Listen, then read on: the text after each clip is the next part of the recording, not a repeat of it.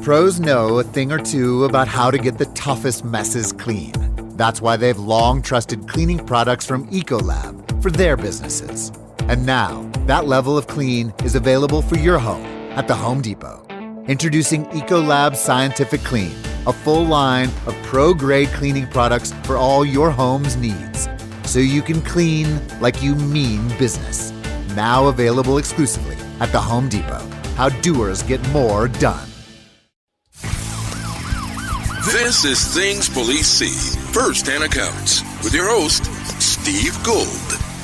Welcome to the podcast that interviews active and retired police officers about their most intense, bizarre, and sometimes humorous moments on the job. I am, of course, Steve Gould. Thank you, everybody, for tuning in. Thank you for finding me if you're new, and thank you for coming back if you've been listening the whole time. I appreciate you. I appreciate the 5-star reviews on Apple Podcasts. We're up to 878, I think, somewhere around there. Love to get to 1,000, as you know. I'll stop. I'll take the foot off the gas a little bit once we get up there, but I appreciate that. Also, the Patreon, if you want to support, you can go there if you truly love the show, you listen to all the episodes, and you find a lot of value in it. Go to Patreon.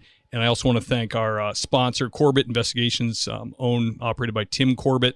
He's got a little commercial mid-episode. Great guy. You've heard him twice on the podcast. Just hardcore investigator, solved so many cold cases. He's an expert in the field. If you need some help with that, he's the man to call. Have an exciting episode for you guys today. I got another guy from the podcast space in the world of policing. He's got a super popular podcast. He did 8 years, Raleigh PD, North Carolina. He's the host of the Failure to Stop podcast, owner of a craft distillery called Instill. He's had appearances on Drinking Bros podcast, and I think he even had a show on there for a while. And he's also a military vet. So let's welcome on Eric Tansey. Eric. Hey, what's up, dude? Hey, brother. Thanks for coming on, man. It's an honor to have you. Thank you for having me, man. Thanks for the invite. Absolutely. My pleasure. Yeah, like I was saying before we started, my buddy does like consulting and stuff. So he'll send me little like tips on what I should be doing to make the show grow or for me to like network more. And he sent me you guys, and I checked your show out, and it's great, man. You guys you're doing stuff that I really would like to do. Maybe you give me some advice on this. Active copper, right? I took a 4-year break in my stint of being a cop. We were in Southern California. I worked for LAPD backgrounds as a civilian, and then I did fraud investigations for an insurance company. But anyways, at that time, free to talk about anything. Nobody cared what I said, you know what I mean? Because I was civilian. And we used to have the show Cops in the News. We would take the spiciest police shootings, whatever's happening, kind of dissect them and talk about them with my buddy Ken Roybal, LAPD copper, he retired. And it was super fun. And those episodes started getting just as many and more downloads as interviews I was putting out. But then I got back in the job, dude. And I'm like a little bit scared now to open my mouth. What do you think? Dude, it's scary times, man. It's scary times. I can't imagine being a cop right now with what you can and cannot say. Like, people get fired for the craziest shit, dude. Like, I don't know, man. I enjoy the freedom to be able to say what I want. So I'm kind of glad I'm not a cop anymore. Hell yeah. But like, even being a business owner, at some point I had to just say, like, I don't care if I get canceled.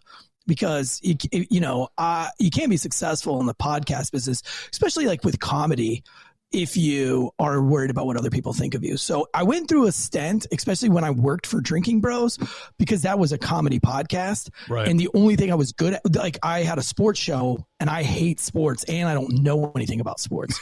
So the whole show was driven by like my comedy.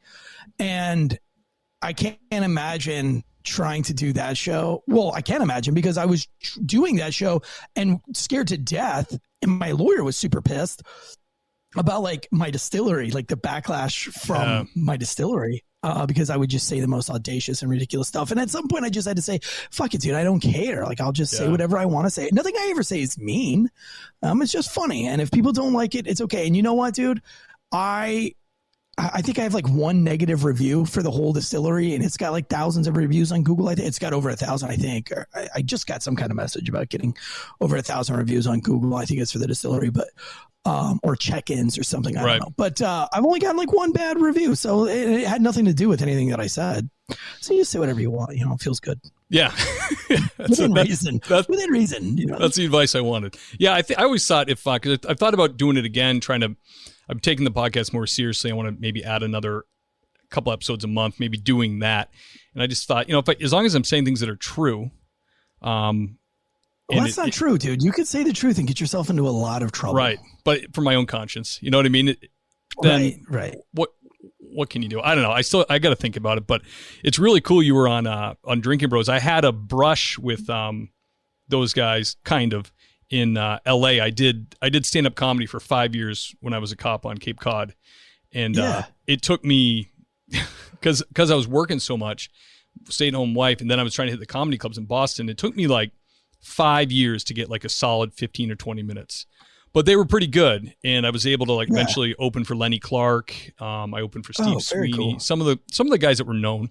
So I took that out to L.A. and a buddy of mine's was the manager for Nitro Circus. My buddy Dove. Oh yeah, I went to high school with him, and so Dove's the manager. Jared Taylor from Drinking Bros produced Nitro Circus Action Figures 2. Yeah. Actually. They're produced all the helicopter stunts. Yeah, they're good. They're good pals, and so. He calls me, and I hadn't done stand-up in like a year, and he goes, I hadn't heard from Dove in a year probably. We just text once in a while. He'd be like, hey, we have this benefit on Huntington Beach, and Steve-O was supposed to do some comedy, but he backed out. Would you want to do it? And I'm like, there's no way you can say no, right? Right, yeah. I'm like, yep, I'll be there. So I immediately called a couple friends in comedy. They got me on stage again, and I went down there, and it was a disaster, dude. There was like, open air comedy. There is that I'm told right away, like Roner. It was in remembrance of memorializing Roner, the guy that died skydiving, one of their buddies. Okay, yeah. And they're his parents are right in the front. They're Mormons. Like he was in the squirrel suit, right? Was he in the squirrel suit? I think so. Yeah. Right. Yeah. So they're like they're Mormons. You have anything cleaner? I'm like, this is 5 minutes before I go on. I'm like, kind of. No.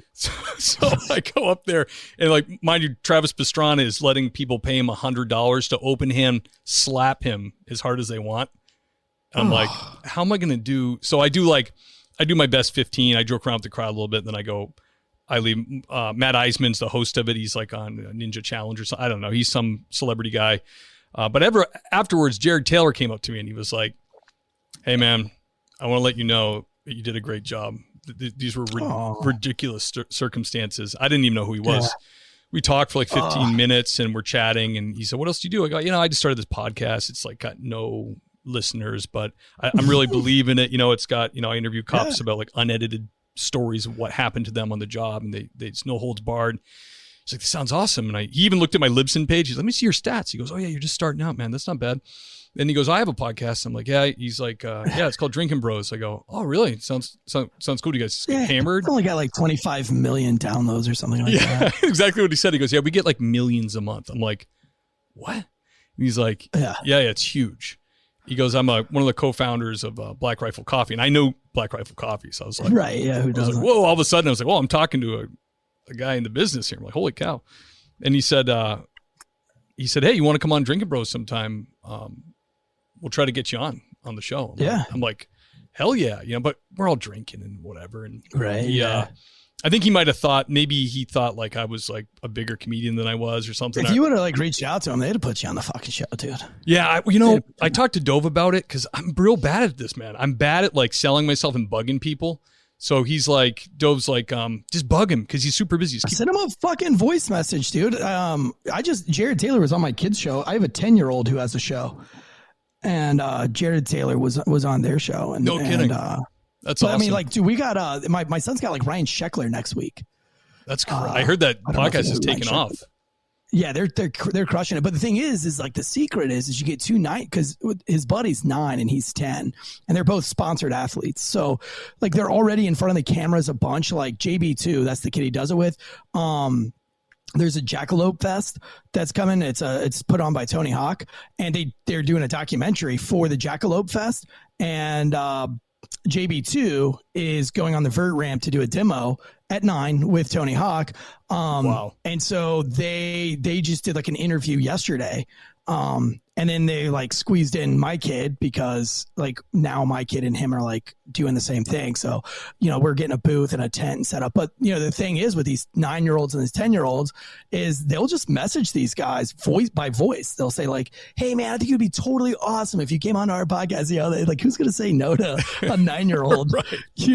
that's super stoked and excited about life. And that's what their show is, man. But they've had some like, they've had way more stars. They started in January this year, and every single episode have had a blue check mark, like just banger. Olympian medalist, X Games medalist, the voice of X Games, pro surfers. I mean, they had Rob Machado, who is like one of the greatest surfers of all time. It was him versus Kelly Slater in the world champion for the world title several times and for Pipe Master several times. Wow. So, yeah, they had Jared Taylor on, Lord Hot Dog, and dude, that's they talk about action figures too. So yeah, what are they called? Little Groms or something, or Grommet Vomit right. podcast. Yeah, they came up with that name. But I mean, they're a force to be reckoned with, dude. Those two kids, wherever they go, they're the top of the game. But they're the kindest. So they show up to these parks all the time, like they skate every single day, or snowboard or surf, and they're the best at their disciplines. And they go there, and people are just in awe because they haven't seen kids this age kick flipping, 3x3s, 6 stairs, hitting a huge kickflip. Like most people don't even want to walk down the stairs. They're so steep. And these kids are flying off of them, hitting kickflips and things. And they'll land and literally like run up to the kid that just can't skate at all or whatever and just hug that kid or hold their hands to help them down ramps. Oh, that's sweet. And it's just like it's changing those two kids are changing the game wherever they go because their lives are generated by happiness, like a fire. And I've just taken so many notes from them in the last few days. It's like to be that good at that age and to be so happy to be with whoever. They make the podium at every contest. And I told my son, I asked him a few weeks ago on our way to a contest, I said, dude, are you pumped about the contest today? And he said, dude, Dad, I'm so pumped, dude. All my friends are going to be there. And like, I'm more pumped about the practice session tonight with my friends than I am about the contest.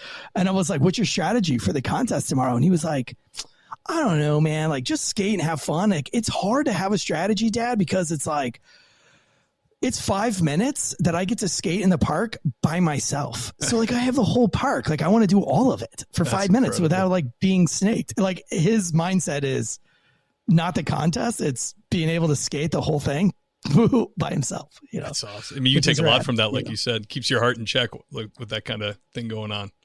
Yeah, just always happy, man. They're just always pumped. It's so cool. That's unbelievable, brother. Eric, your story to me is really kind of inspiring because I'm always inspired by people that take a chance and they do what they want to do and they kind of throw caution to the wind. And I kind of feel like you did that with the distillery. So people don't know, Eric was like I said, was a Raleigh police officer for 8 years. And because he started a distillery, he was forced out of police work because it doesn't make a lot of sense to me because to me, as long as you're not serving alcohol to people like you're not a bartender, you own a business.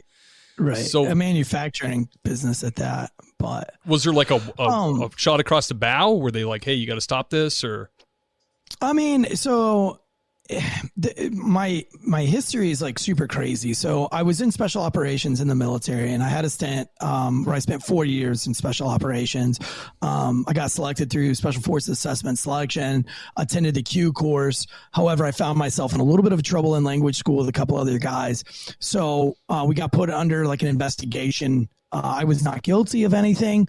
I was just near people who were guilty of some shit. Right. But because I was caught up in the investigation, it took them months to clear my name. And which is why I teach my children guilty by association is a real thing, dude. Like, sure. If you're hanging out with people who do bad shit, just because for example, my son was running in church. They were in the chow hall at this church that we used to go to. They had this like big giant chow hall, and they used to have like fucking like pancake breakfasts and all these things. But there's signs everywhere like don't run. And these kids would like run laps, like all the kids. And, I have 3 kids and my middle child does no wrong. So he was not running. Now, my youngest child and my oldest child were definitely running with the other kids. Right. But my middle child was just trying to walk quickly behind everybody because he wanted to play, but he didn't want to get in trouble. Right. And this old woman came by and all the kids like blew past her, and you could just see that it enraged her because, you know, the young parents don't care. It's the old ones that don't want the running in the chow hall. And so she just grabs the first kid that she can get a hold of, which happens to be my middle child. And she gives him a big stern talking to. And like I said, he does no wrong. He does not want to be in trouble for anything. Oh, man. To a fault. And so his eyes get super watery and he's just defeated and he's looking at me for like help. Like, Dad, what do I do? Like, this woman's yelling at me for running and I wasn't running. I mean, that's what he was saying with his face, you know? Right. And I said, hey man, just sit in timeout. And my wife was like, yo, he wasn't running. I said, dude, it doesn't matter. It's guilty by association. He was following the kids who were running and she associated with him with running. And that's real life, dude. That's real life. And that's a lesson that was hard for me to learn, and I had to learn it the hard way. And I didn't get to finish language school, which means I didn't get to have my Green Beret. Even though I had completed 90% of the schoolwork, I still got sent back to a team, but I didn't get to have a Green Beret because I never finished language school. And every chance I got to go back, you know, deployments got in the way, TDYs got in the way. And then at that time I was young. And so I was like, well, a Green Beret doesn't define me. I'd rather go with the guys than go back to school. And so I let that opportunity kind of pass me by.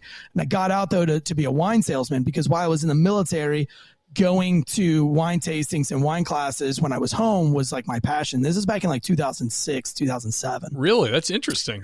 I would not pin that on like a special forces guy to be into wine tasting. Yeah. And actually my buddy, hold on, let me fix my hair real quick. That's gotten long, brother. And I usually wear a hat. I had a hat on all day today, so it's all jacked up.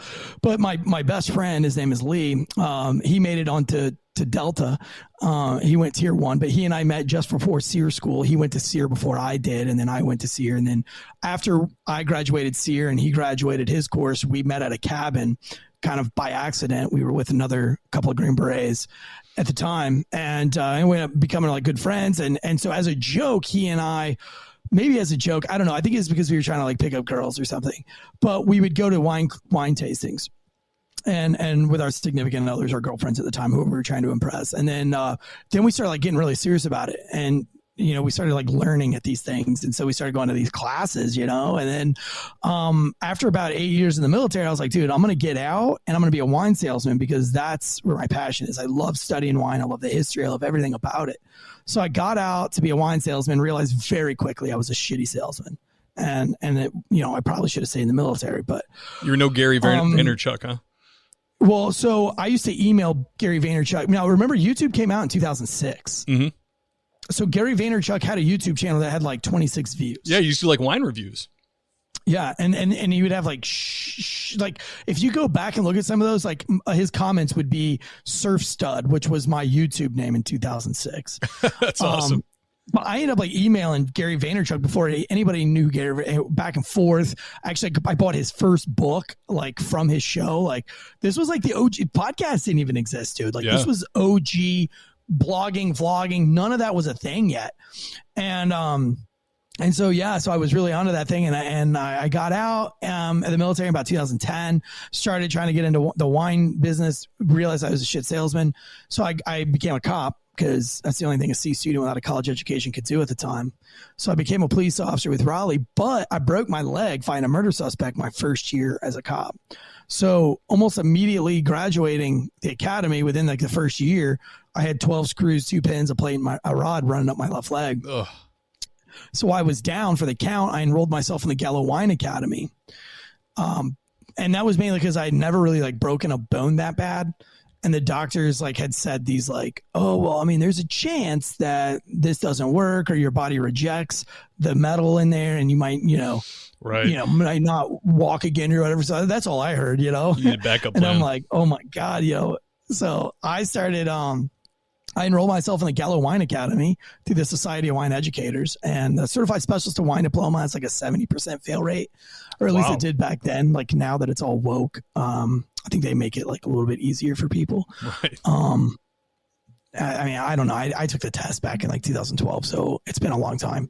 I've just heard it's gotten a lot easier. But back then, I mean, it was like a very difficult. I think there was like 600 of us in the United States that had passed that test. Oh, holy So cow, I spent like 2 years studying my ass off to take that exam. And you know, I ended up going back to work as a cop, right? Like I was only out for like 5 months. My leg healed up just fine, really quickly, actually. And, but I had already enrolled and spent all this money, so I had to pass the test. So I spent all that time in my cop car studying, and I knew that I didn't want to be a cop for 30 years. Yeah. I worked in the inner city. I saw a shooting or stabbing like every day of my job, pretty much, or a foot chase or something, you know, some kind of, you know, adrenaline spiking thing happened. You know, I had my tooth knocked out fighting a dude, and it's no bueno for your body. Right. Like 3 of my friends got shot while I was working. And one of my buddies shot and killed a dude. And, you know, it was just, I knew that that's not the life I wanted to live, especially having kids. And, but owning a distillery was something that I didn't want to teach wine, even though I was teaching wine at the time at like Total Wine and some other places. But I wanted to be a doer, dude. I didn't want to be a teacher. So, yeah, I like Total Wine. They sell cigars too. I like that. Yeah, they do, man. Like I actually taught a cigar class there. It's like Cigars 101 or something like that a couple times. So how did wine? But I mainly taught Old World versus New World wines. Oh, okay. How was like kind of like my specialty. I hear when I go in there, they I like wine myself. I'm a big fan of this is going to sound so pedestrian to you, but I like Pinot Noir because I not because of California, not because of Sideways, but because of it's got supposedly lower tannins, and I do find it to be like smooth and like it doesn't give me a headache. Yeah. I mean, it has lower tannins for sure. Tannins don't really give you a headache. That's like a huge myth. Don't tell me these things, Eric. Tannins don't give you headaches, dude. And neither do sulfites. Do you get a headache after you eat bacon? No. Okay. Well, there's like twice as much sulfites in a strip of bacon than there is in a bottle of wine. So is it because I have 4 bottles of wine? Is that what the headache's from? I want a sulfate. And dude, like getting a headache from wine can be like 1,000 different things. I mean, it's typically the rate at which you drink it and how much water or food you've consumed before you drink it, you know? Mainly a wine with a lot of tannins probably has a little bit 2 to 3% more alcohol than Pinot Noir. So, you know, if you're drinking a whole bottle, you know, you're getting 3% more alcohol. Yeah, that makes sense because I can easily drink a whole bottle. Like if I'm off for the night, that's like 4 glasses. I can do that easy. Yes, I mean, like if 12% is like where, like 11 to 12% is like where you're good, but then you get like a 14 to 15% cab or something with a lot of tannins in it. I mean, the tannins don't have anything to do with it. It's just cab naturally has tannins in it. You know, it's probably more or less the alcohol content that's giving you the headache. But, you know, and it's the size of the sips you take. You know, like I drink white wine a lot different than I drink red wine. Like when I drink red wine, I happen to like sip it almost like coffee, you know, whereas I drink white wine like I drink lemonade or like I gulp it. You know, it's like I'll finish a white wine bottle 3 times faster than I'll finish a red wine bottle. So I get a lot shittier on white wine than I do red wine, but it's not because white wine's different. It's just because I drink it faster. I don't know. It's like cold. It's refreshing. You know, it's like people take liberties with white wine too. They put strawberries and ice in it, and they treat it like the Bud Light of wines. And then at dinner they'll have red wine. I've never done that. I've never fucking done that. Like I've done sangria with like red and white wine where I've mixed it, but like I don't know. Like I mean, a Sauvignon Blanc, you know, it's like so crisp and so clean, and when it's super hot outside, man, I don't know. It's just like I just drink it a lot faster, man. You know, and if it's cold outside and I have like a super thick, buttery Chardonnay and I'm sitting by the fire, man, I just pound that shit, dude. And then I get a rager of a headache the next day. But, you know, it's just like, it has nothing to do. I mean, it's really almost everything that you got. Everything that comes from a headache is everything that is from how you drink that wine. And every wine's different, you know, and how you consume each wine. Old world wines give people less headaches. What's considered an old world wine? French, Italy, Spain, anything that's been making wines for thousands of years versus hundreds of years. But old world wines, more particularly, like anything European or Eastern European for that matter, they're all governed by super strict laws. So they can't put anything into their wine. Now, the good thing about that is they can't put anything into their wine. So you're getting like a very natural flavor of your wine, but it's very earthy and dusty because there's nothing else in it. So it's not very fruity. They're usually more barnyardy. They taste like, people will say dry, and that's just because dry is an easy term to say, like, I don't know what the fuck I taste right now, so I'll just say dry. Because they've never like chewed on a belt strap. But like you fucked around with some leather when you were a kid, right? Like, we've all owned those like spears that had like the little rubber tips on the end. They're supposed to look Native American. They had the little leather ties on the end, and you chewed on that as a kid. Or like maybe the baseball glove, when you tighten your baseball glove, so you've actually tasted leather. I hate when people are like, oh no, what does leather taste like? I've never tasted it. Bitch, you've put a belt in your mouth before for one reason or another. You know what it tastes like. Right. But like, those are the flavors you get versus like a California Pinot Noir. Like, you're familiar with strawberries. You're familiar with raspberries. Right. So it's easy for you to be like, oh, this is a very fruity wine. Now, some people say sweet because they can't comprehend that it's not sweet versus dry. It's just one tastes earthy and one tastes fruity. It doesn't necessarily mean sweet. The sugar content's the same. Like, it's just the different flavor profiles. But old world wines, the shitty thing about old world wines is they can only come from one place and you can't add anything to them. So if you have a bad year in that place, you have a bad wine. Versus like California or new world wines, Argentina, Chile, Australia, people that have been making wines for hundreds of years. They're not governed by super strict laws. So if you have a bad, like if you're growing Pinot Noir, and let's say like Napa, and your vineyard gets a little bit of a early frost and the grapes are just super acidic, well, you can blend a little bit from Sonoma and blend it in there and still call it Napa as long as you're at 85%.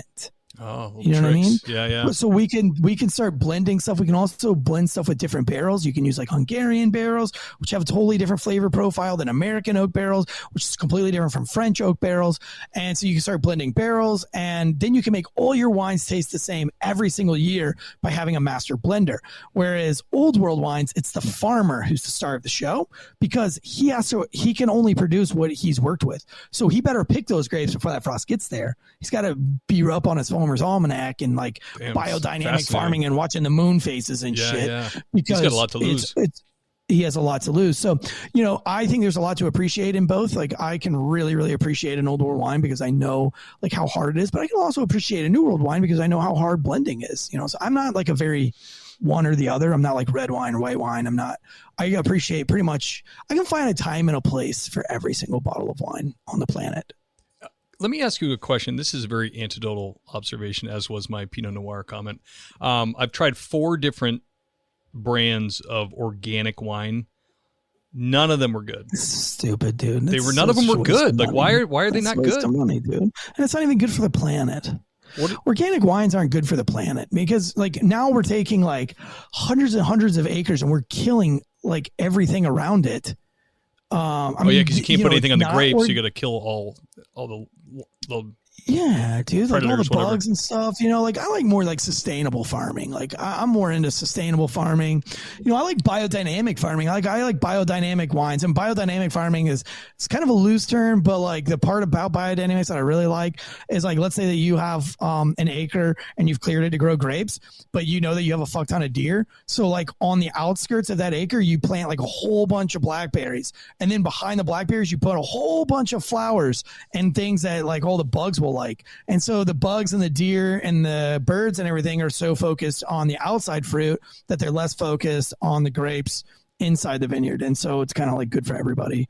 Oh, that makes sense. And they like, yeah. And then they like, they like kill animals, like if they have to kill some deer or something like that, but they'll like they'll like crush up the bones and put it in the soil to help the soil. They'll also take like dead deer from, cows from the butcher shops, crush their bones up and put those around the soil to help out. I mean, biodynamics, like, it can get very cuckoo very fast. So don't like Google it and be afraid. It can be very cult like. And I don't like that side of biodynamic farming, but I like the creativeness of the other shit. I don't know about like worshiping the stars and the moon and fucking becoming one with your chi and all this bullshit. But yeah, I know what you're saying because we have a little 4 acres here in Western Mass, and we have some Nigerian dwarf goats, we have some quail, we have chickens. And we're trying to do the permaculture thing. We're like, oh, this plot of land will be for this, and the next year will be for that. But when you dive, when you dive deep into that world, it does get psychotic. Like the people get nuts about permaculture. And it's like, it's enough to make you go like, whoa, I don't want to do this then. This seems insane. I think with all things, right? It's like moderation in all things, man. Like, Yeah. you know, you've got your crazy wackadoodle right-wing dudes. You got your crazy wackadoodle left-wing dudes. You got your crazy wackadoodle wine people. And then you got like the people that just kind of fall in the middle, you know? And I pretty much just stay in the middle for everything, I guess. Yeah. Like moderately smart, like moderately dumb, moderately political, moderately religious. Like, right. Yeah, I mean, think about religious people too. Like, you know, man, it's like you can go to church and find some real wackadoodles, dude. Yeah. Well, every congregation's got them. Yeah, yeah.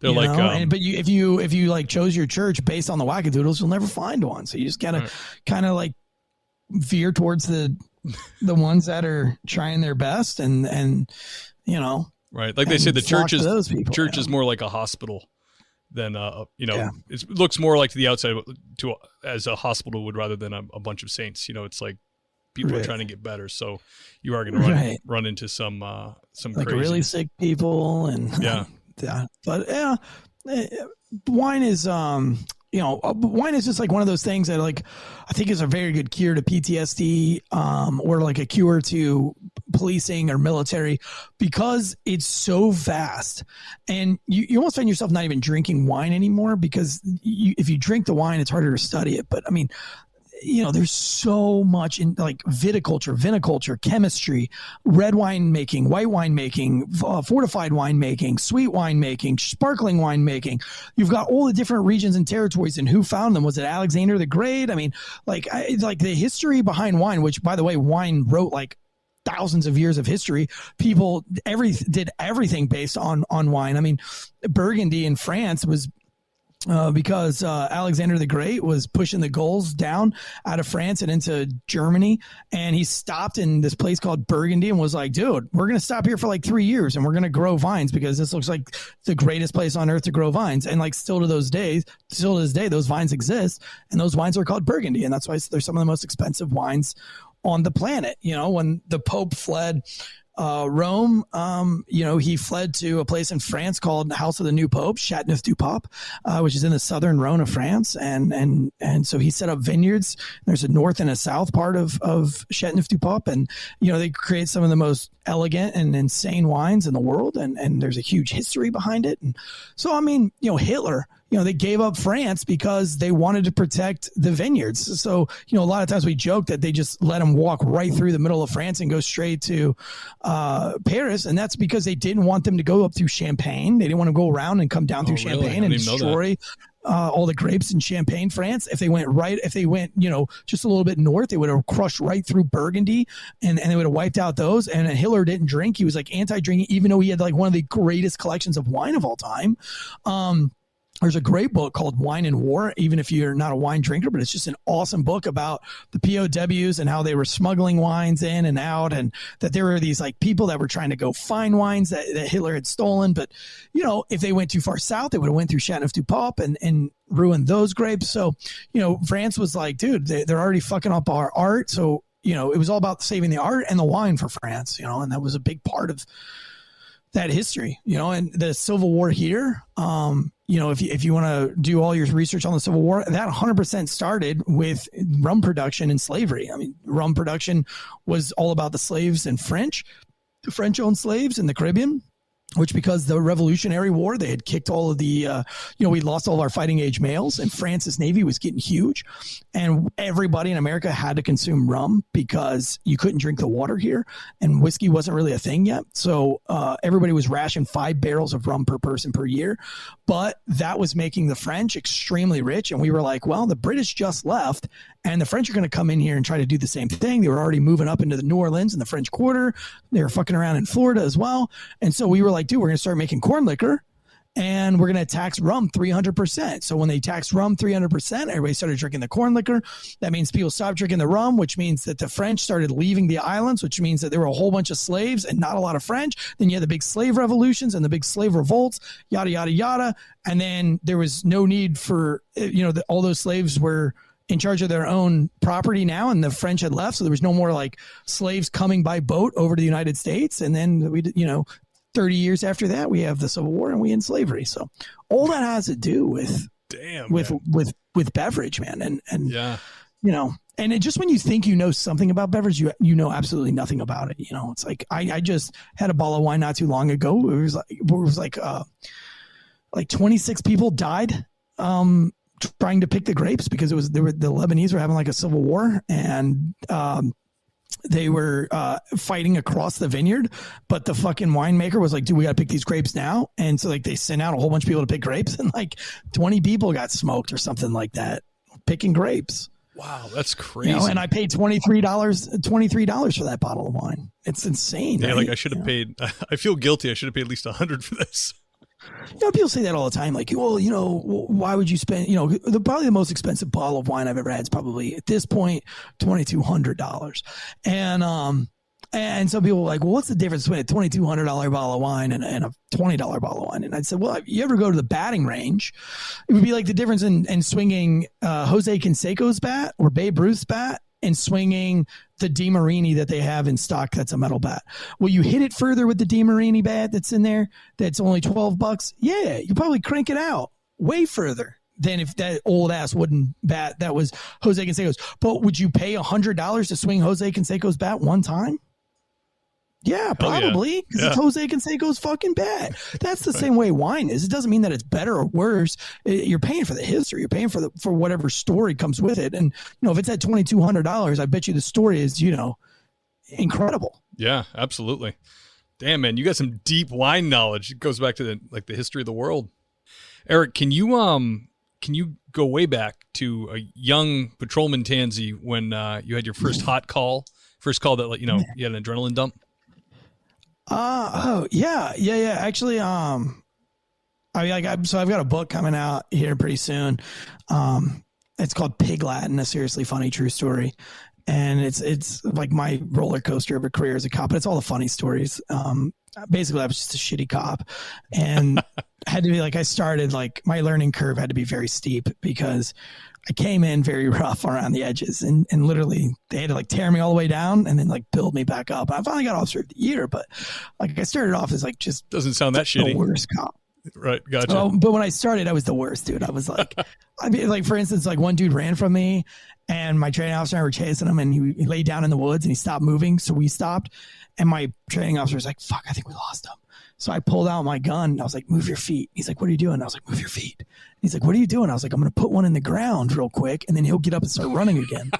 He was like, awesome. Put your fucking gun away. Like, put his, I almost got written up for it. Like, it was like a whole deal. I had to go like talk to the sergeants and everything. But I mean, I was just rough, dude. Like, I just had this totally different mindset that had to be rewired.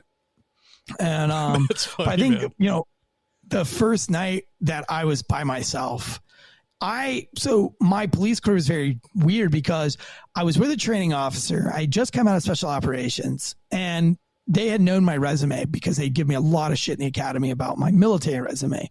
And they treated me like worse than other people because they would call me, oh, hey, come over your special forces. And I was like, guys, like I'm not that guy. Because they're afraid you're not going to think it's hardcore enough because you've already went through it.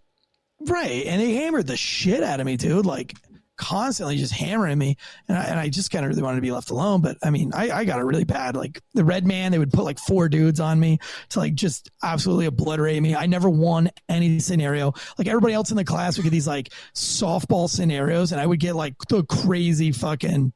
We're gonna take you down a notch for one a year. Active shooter. I'd have like 4 active shooters. You know, right?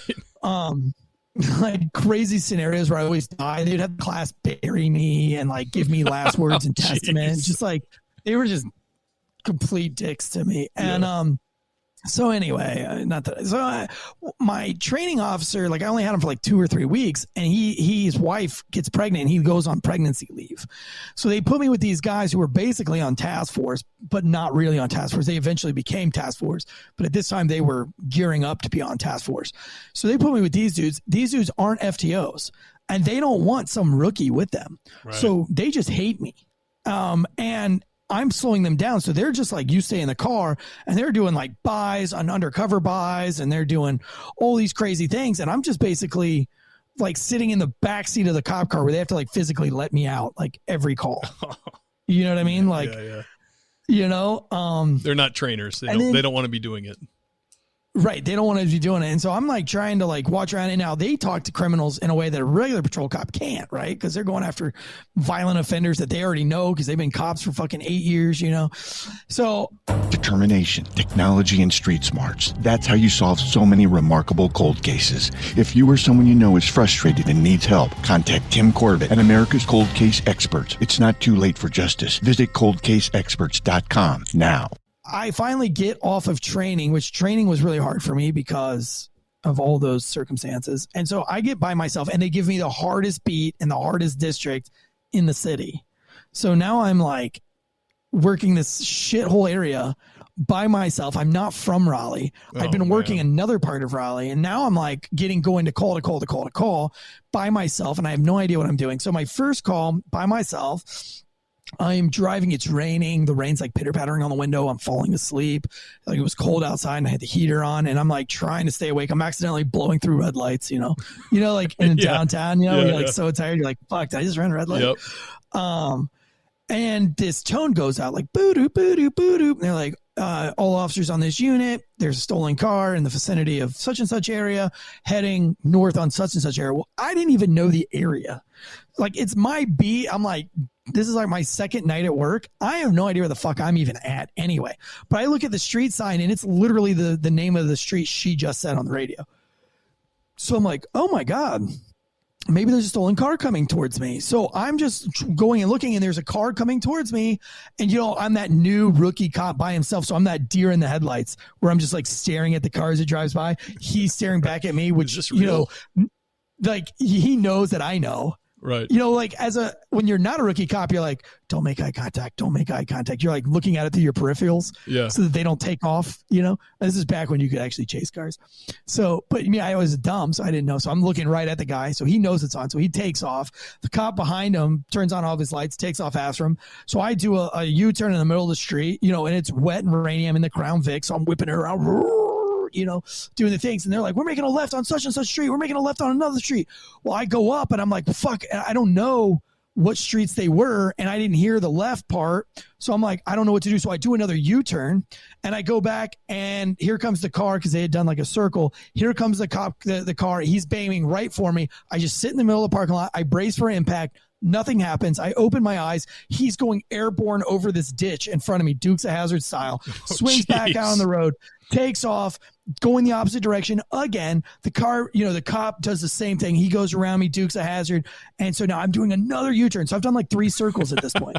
So I do another circle and then everything is gone. And I'm driving as hard as I can, dude. And I'm just making turns, right? I'm like, because they're saying going west and east. They're like, going east on such and such street, going west on such and such street, going east. And I don't fucking know any of these roads. So I'm just hitting my like right, left. Well, I'm hauling ass, lights and sirens. They release the dog. They've got a bite. All these things are happening and I can't find anything. I stop. I roll down my window. I'm listening for sirens. Can't hear anything. Dude, I'm 2 miles away from the scene. I have driven like a fucking bat out of hell. Right. And I pulled into an abandoned gas station and I'm shaking. Every part of my body is shaking.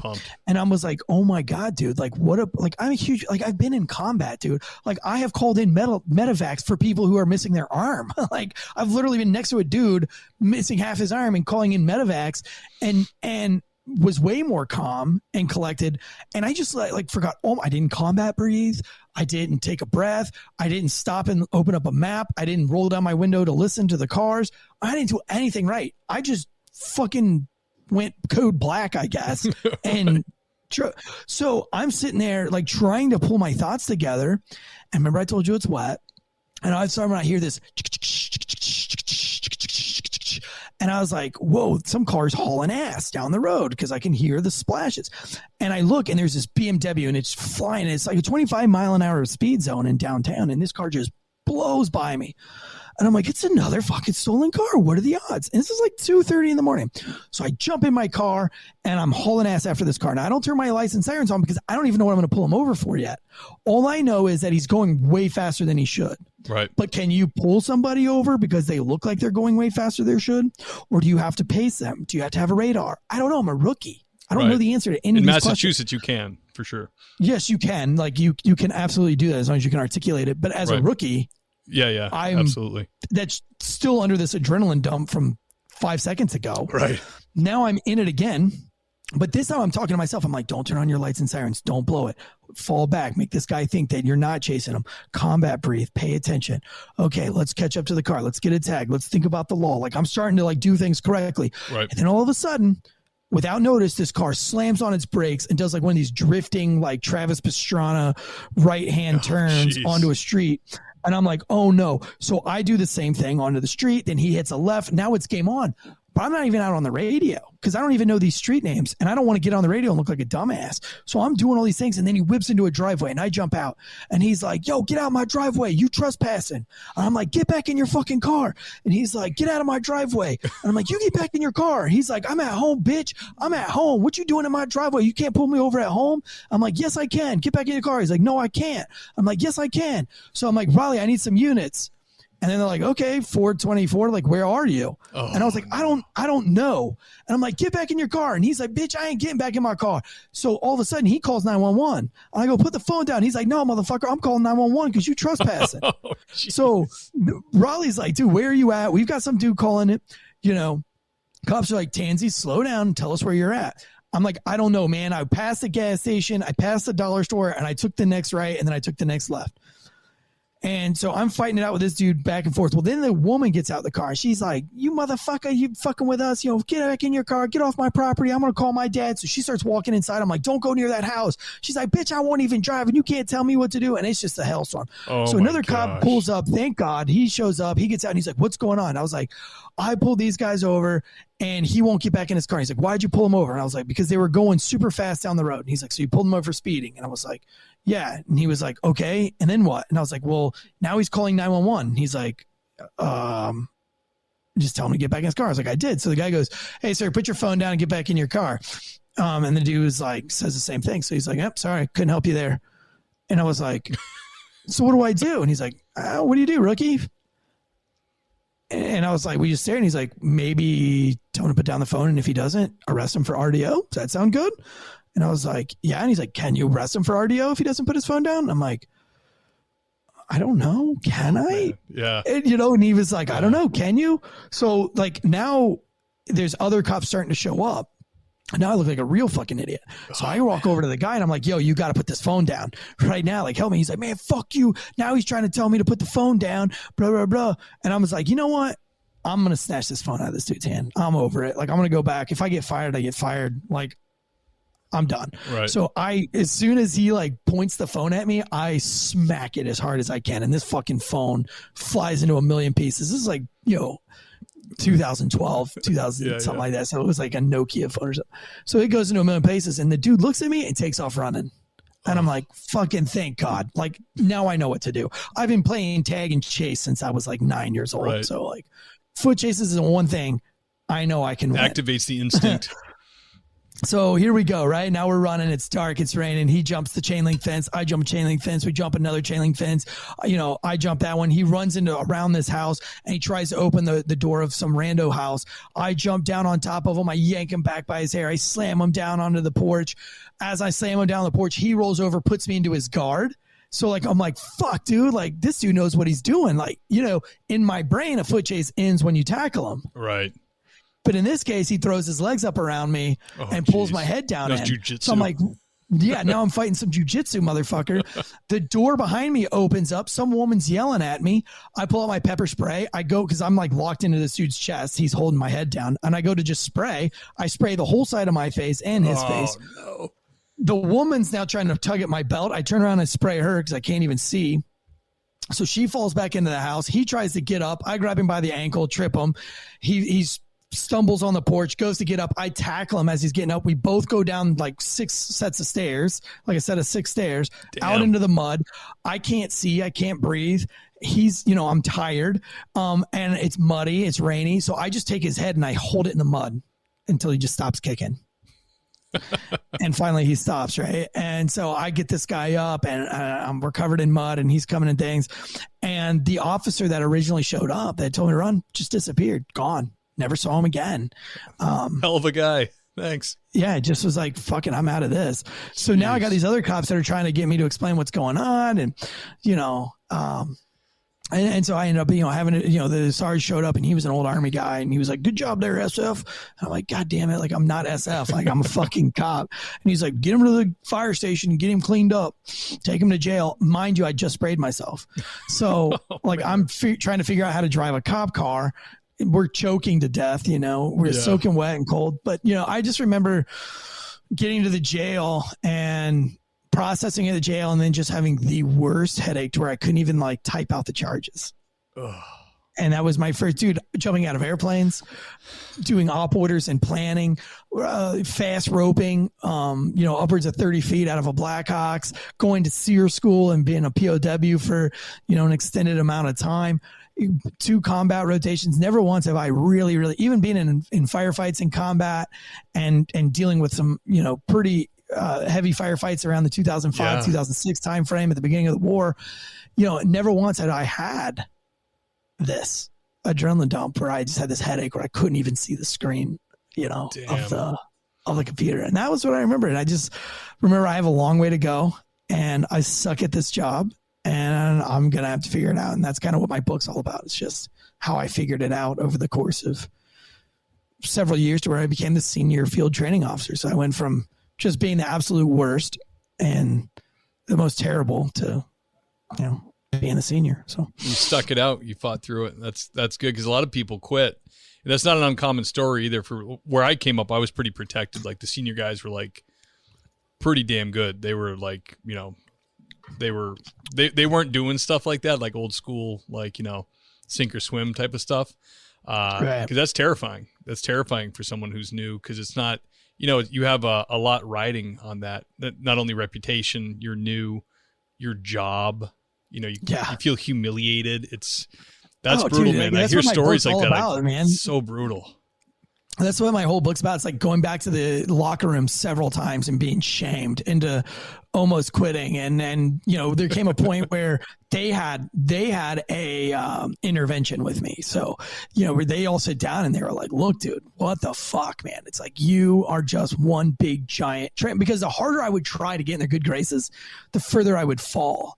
And, it would be like, okay, it's Sunday morning and I'm going to go try to serve this big violent felony warrant before everybody gets out of breakfast. So that way, all that shit's taken care of, only to find out that I'm in a house by myself, getting my ass beat by an entire family while this felon is trying to jump out the second story window. And again, I don't know where I'm at. And I didn't get out on the radio because I didn't think the felon was actually going to be there, and it ruins their breakfast because they have to come and bail me out. And that was kind of the time that the intervention happened where it was like, dude, 1, you're going to die out here. And 2, you ruined breakfast. So, but a lot of people don't talk about that, right? Like a lot of people, you're right. A lot of people quit.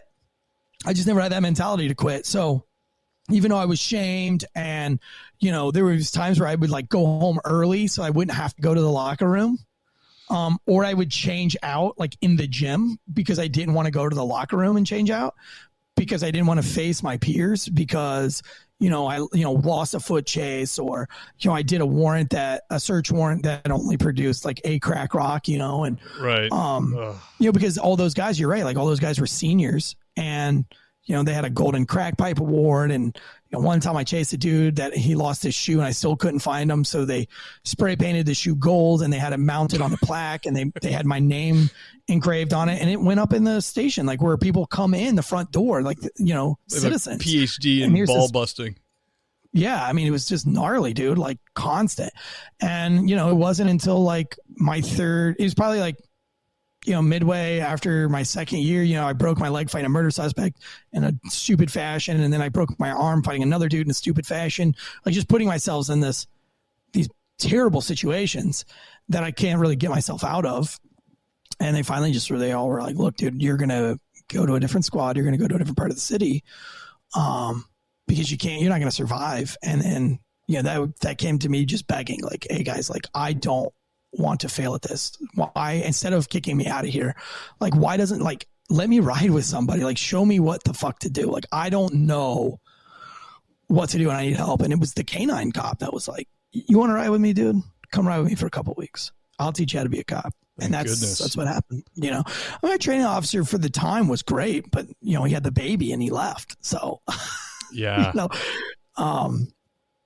so it was great that canine officer took me under his wing for a while and taught me, need somebody like that. Somebody who's going to, not just bust your balls, but cares, wants to make a good officer, Yeah.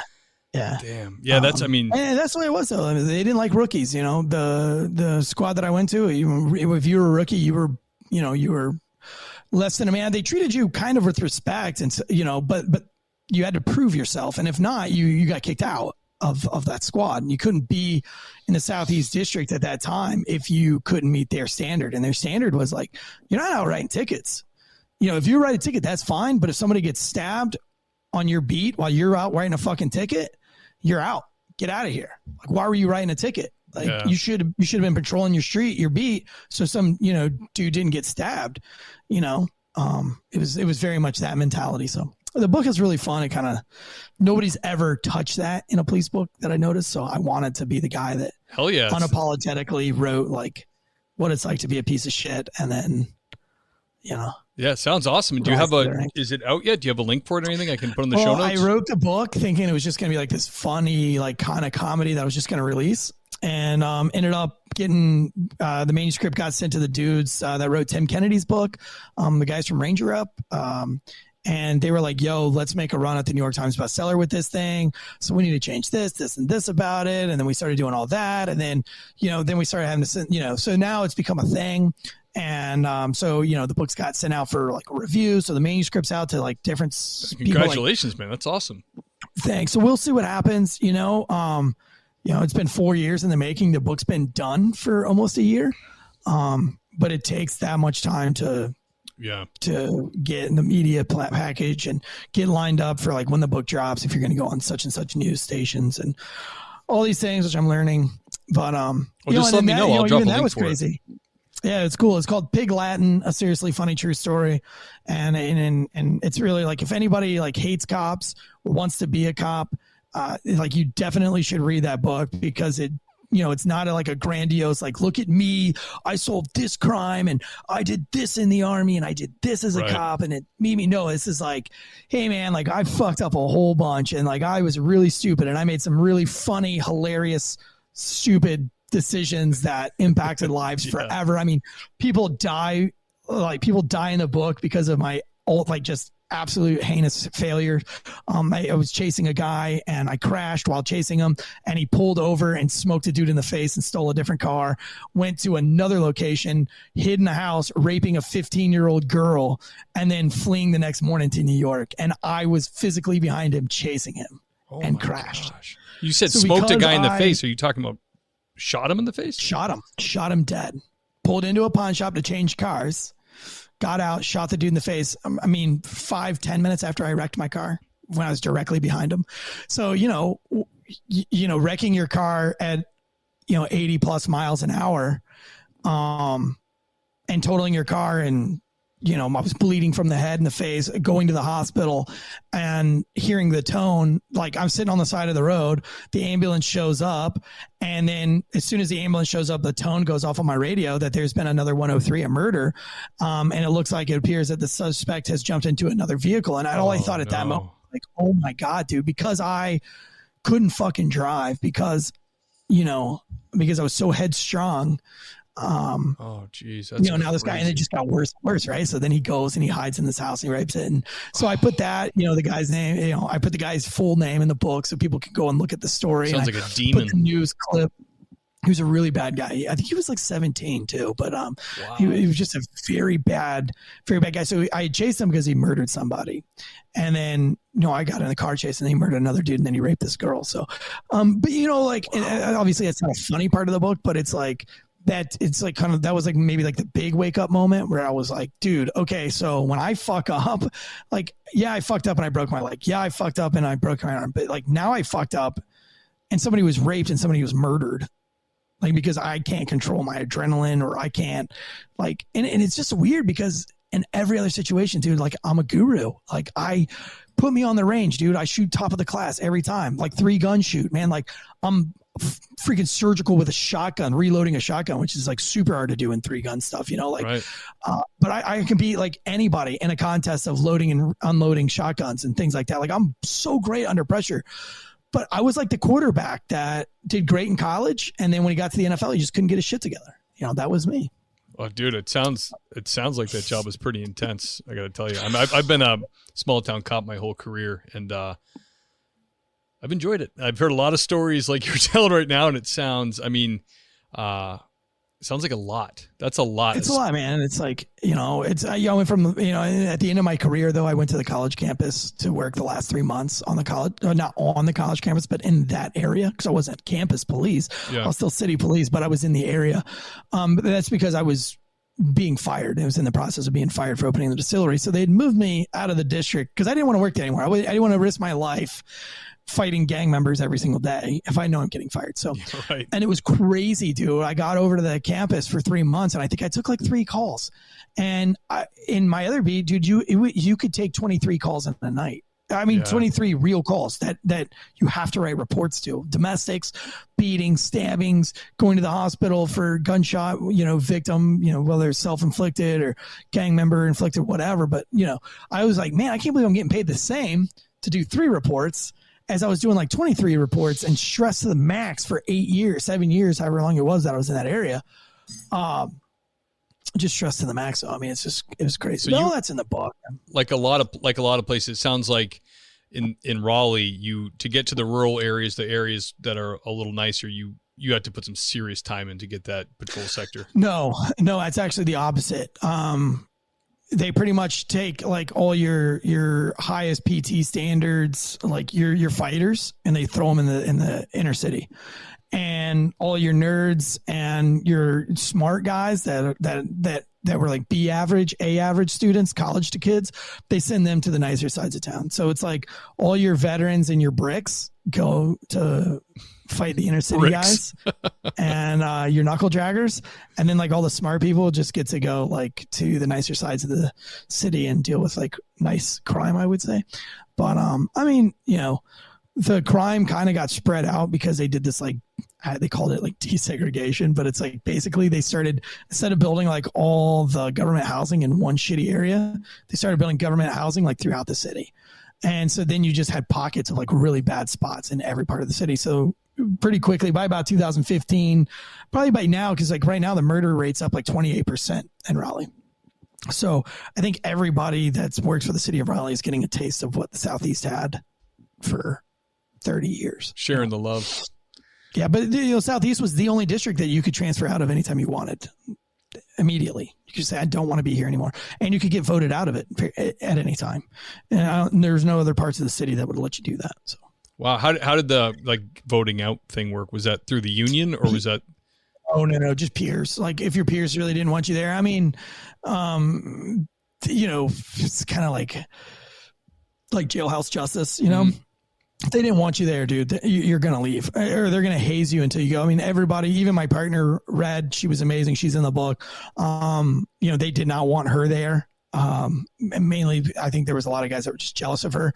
And I put why they were jealous of her in the book. And it's a very valid reason why they were jealous. But, you know, at the end of the day, you're a pretty tall redhead that's super athletic, like, and you happen to have relationships with certain people, you're going to move up pretty quickly.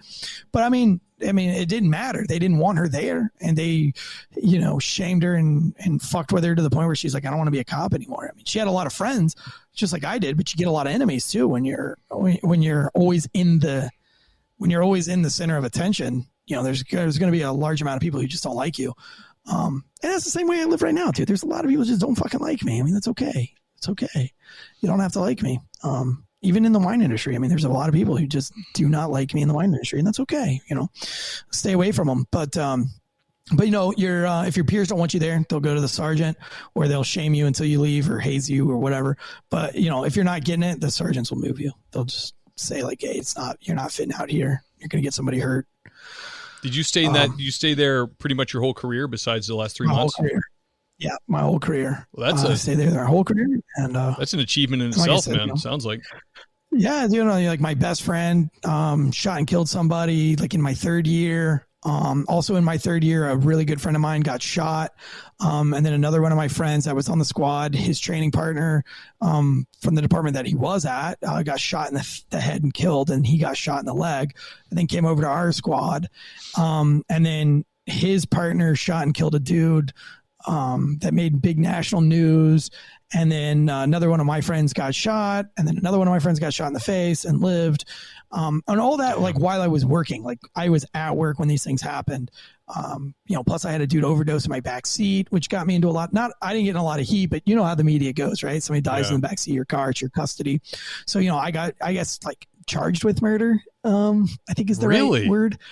Yeah, I mean, I didn't I didn't have to go to court or trial or anything, but they took my gun and my badge away. Isn't it crazy how quickly they're charging cops with murder now? My dad was a cop 32 years. Maybe that's not the right word. But what happens when you are under criminal investigation for homicide? Is that charged? Well, I mean, if they didn't go through the DAs and were you arraigned? No, I just got I have my rights were read to me. I guess you're being investigated, so they probably just put admin leave. They paid you, but they took your gun and your badge, or? Yeah. Oh, I got paid. And I mean, I got cleared in 3 weeks, but I think they didn't let me come back to work for 3 months. No, that's okay. Just because paid. Yeah. It was fine. But because the public, they wanted to let it die down in the public, but yeah, some dude overdosed in my backseat, So, I mean, it was just a crazy career, man, that I just couldn't wait. I liked it. I enjoyed it. I never thought I was going to leave it. I was too invested in it. And thank God I left it, though, because, I would have been a terrible father. And it wasn't until I left policing that I realized I would have been a bad father, because policing was more important to me than really what my family was. Kind of consuming. Yeah, it is. I was more focused on court preparation and evidence preparation and getting my workout in and doing the squad dinners and the squad hangouts, and it wasn't until I stopped being a cop, which is why I'm super adamant about getting cops to get away from that mentality. That I realized that, holy shit, dude, I would have been a really bad fucking parent to my kids if I would have stayed in this profession. Sadly, that's true for so many cops. I mean, that's the thing, the cop's kid. The cop's kid's always a disaster. The cop kid always gets into drugs. The preacher's kid, yeah. Yeah, exactly. Kid. They always, because preachers are the same way. They give their whole attention to the church, and they're, not in all cases, but it can happen where they're just not paying attention to their own family, which is also unbiblical. You're supposed to set an example for the congregation and have these good kids, good wife. Yeah. But that's so true, man. When I was listening to that podcast that you guys had when you were interviewing, I feel bad I don't remember her name, but it was Officer Tatum's wife. Oh, Corinne Tatum. Yeah, so that's why I started that particular show on the channel. It's called Last Call, and it's giving cops something else to talk about so that you don't sound like an asshole to your civilian friends over the weekend. That whole show was developed because of my rants of, dude, okay, let's go home and talk to our wives about something that's not police related. What are we going to talk about? Okay, well, that's why I do this comedy sketch. Yeah, it's great.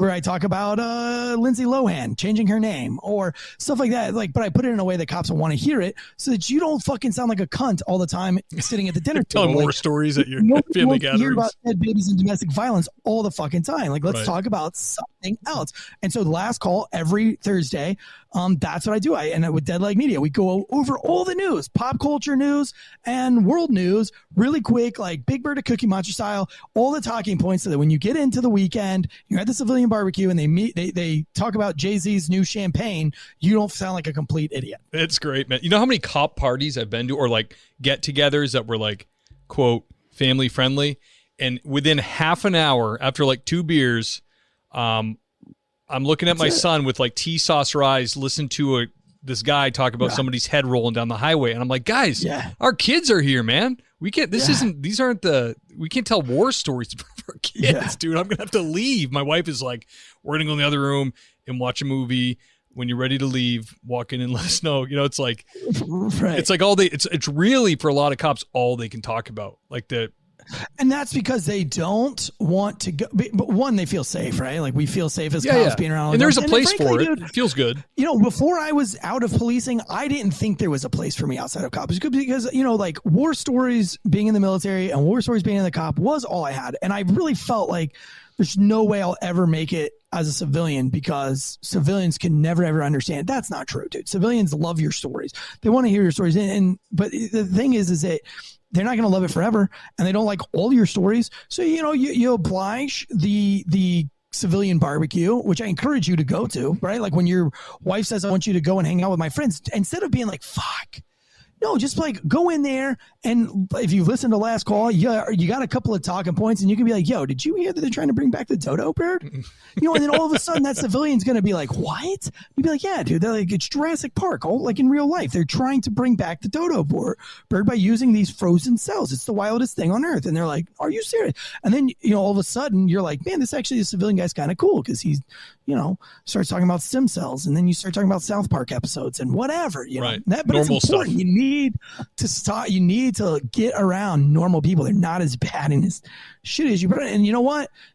You start to empathize with them. So then your next traffic stop is actually better because you've had civilian engagement, and your brain's a little bit more focused, and you're not just a robot state trooper being a huge dick for no reason. Right. Absolutely. 100% on that. Eric, I've had you for about an hour and 20 minutes. I won't keep you much longer, but it's been great. But one question that people love to hear about, there's a lot of people listening to this podcast that are, and I'm really grateful. I get a lot of emails about people that said they were on the fence about police work, but they listen to you guys talk and they decide to be police officers because they feel like they've gotten they've got the information they were looking for, but they love the advice that you guys, people have experience, can give to like candidates, people applying, people who are just getting out of academy. What would you tell them in today's day and age besides don't do it?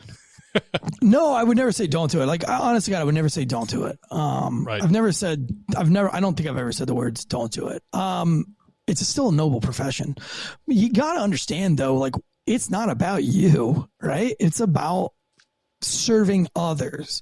And so whatever capacity others want to be served in is where you need to serve them. And and the call, right? Like we talk about, in academy, they'll say, the call. You never know when you're going to get the call. Well, what I think that they should say in the academy is the call could be a broken tire on the side of the road, man. Because if you didn't stop and help that gentleman or that young lady with that tire, minutes later, a truck carrying all this lumber could have plowed into it and killed her.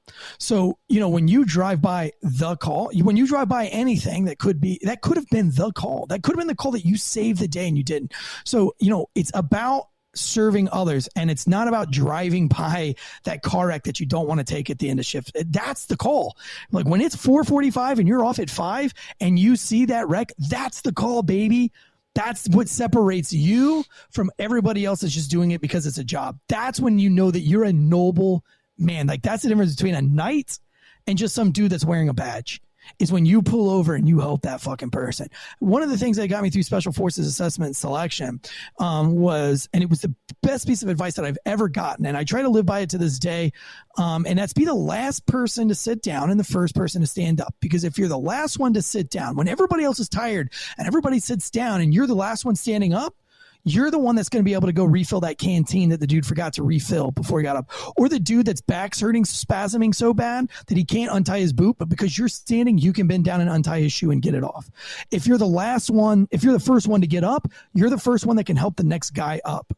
Or you're the first guy that can pull security and get that kill when fucking Charlie's breaking the wire. So, be the last person to sit down and be the first person to sit up. And that's how your police career is. Just know in your brain, dude, you're the last motherfucker getting off and you're the first person clocking in. And you'll have a great career if you can live. But I mentioned that in my book a lot, is that I didn't know that. That wasn't me. My first 3 years of being a cop, me was finding the craziest felon with the most felony warrants. It was, if I had to go to a car wreck, I was annoyed and aggravated. I didn't want to do it because I wanted to go find a bad guy. And it took me 3 years to realize that, no, dude, like being a servant is the dude that's washing Jesus's feet with your hair. Yeah. Like it's not the glorious catching the murder suspect. The glorious part is serving somebody, even though that nobody's going to write a news article because you helped change a tire on the side of the road. Right. But that could have been the call that changed somebody's life forever.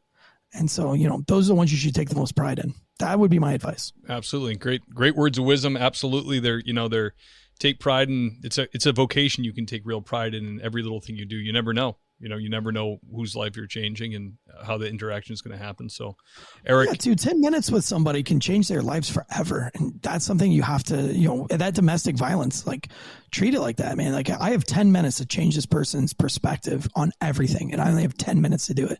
And there's some really great cops out there that can mediate and save a marriage or mediate and save some people from going to jail in 10 minutes. And that's a phenomenal, like it sounds easy, but it's talking for 10 minutes is not easy when you're trying to mediate situations. So, you know, I always say that like when you put on that badge, dude, it's just like being knighted, man. You're a knight. Be a fucking knight. That's awesome. Like a knight is chivalrous and, you know, good and noble and, you know, don't become a meme. That's my other piece of advice. Don't be a meme. Don't do that. Don't become Laverne PD.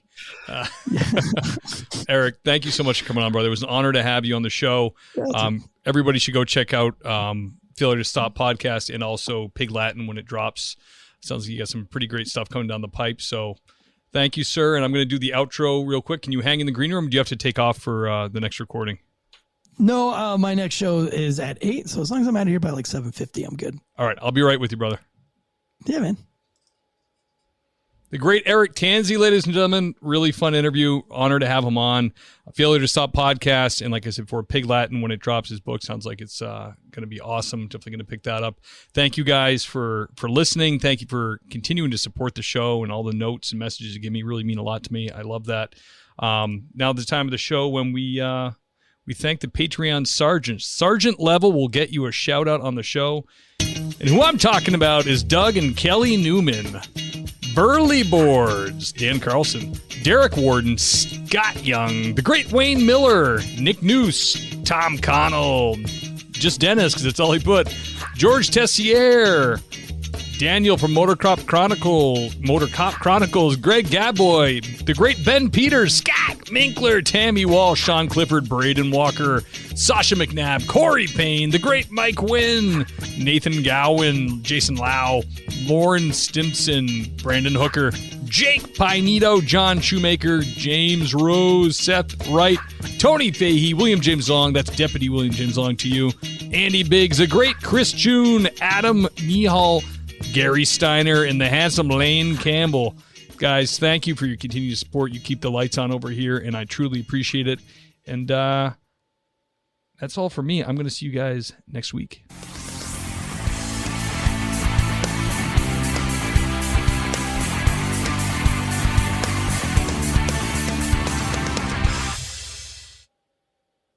Pros know a thing or two about how to get the toughest messes clean. That's why they've long trusted cleaning products from Ecolab for their businesses. And now, that level of clean is available for your home at the Home Depot. Introducing Ecolab Scientific Clean, a full line of pro-grade cleaning products for all your home's needs. So you can clean like you mean business. Now available exclusively at the Home Depot. How doers get more done.